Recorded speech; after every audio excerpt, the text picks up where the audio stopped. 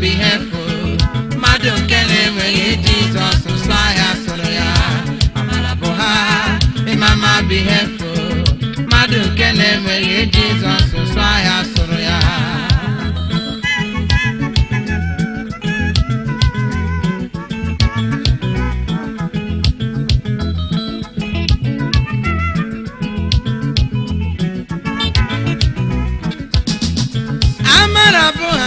Mama be helpful. Madu kene me Jesus so ya soro ya. Maraboha, mama be helpful. Madu kene me Jesus so ya soro ya. Ewo maraboha, mama be helpful. Madu kene me Jesus so ya soro ya. Ewo maraboha, mama be helpful. Madu kene me Jesus so ya soro ya.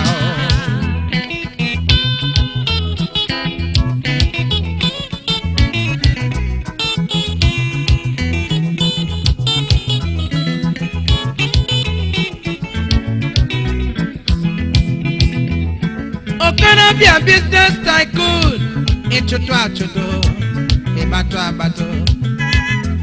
Ebe na track no banko wa. Ebe ni megi Jesus oba kwola ge.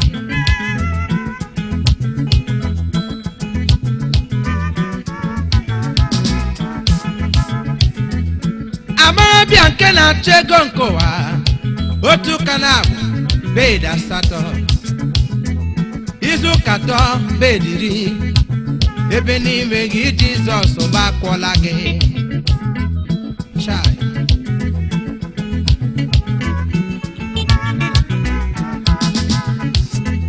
gịnị ka na-akpa nganga n'elu ụwa ka gasị n'omi ihe pụtara n'ezie ewezuga Jehova gịnị ka bụ ebe n'ime gị Jesus ụba kwọla gị ewo maraboha mama be helpful.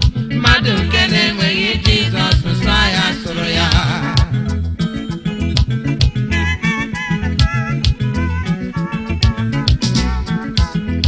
Amara boha, mama be helpful. Madu kene we Jesus so ya soro ya. Amara boha, Madu kene we Jesus so ya soro ya. Ananaya sebu me ya o ya na mu ye yale e ma haro ha megide monso ebe he megi Jesus so ya so ya o anta nile me o ha me o anta nile me o ha me o je church poku ha me o ha me ojo ha azwa ya me o ha me onye na twashi galokwala mo onye na kwezi okwu geketa leze ema Jehova mu wanuju ya o elo wa madu bi na ndi bi n'ime ya Yesuso niile Jehova mazuru otu aka na-erumba na ụzọ n'ezie anya n'elu ụwa na-elegile ụkwụ na-aga wam n'ezie sim oha me onye asịrị banku kwado ma oha me oha nta niile me oha me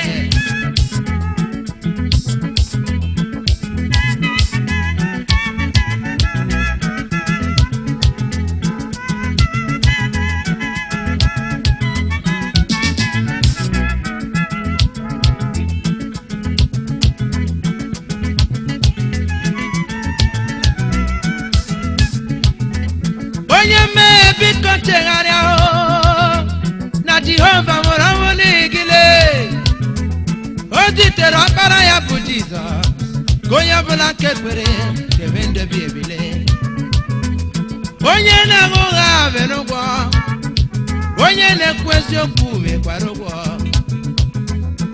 anta niile ga-aba na leze onye meghị Jizọs gbakpọla gị ebe mere Jehova n'elu ụwa ebe mụ mere Jizọs nke mụ kama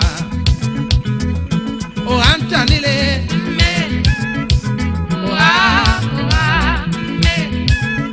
o jee chọọchị ekwu okwu ha nwanne m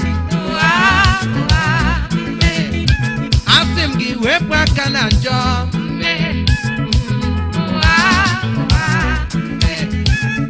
asịrị niile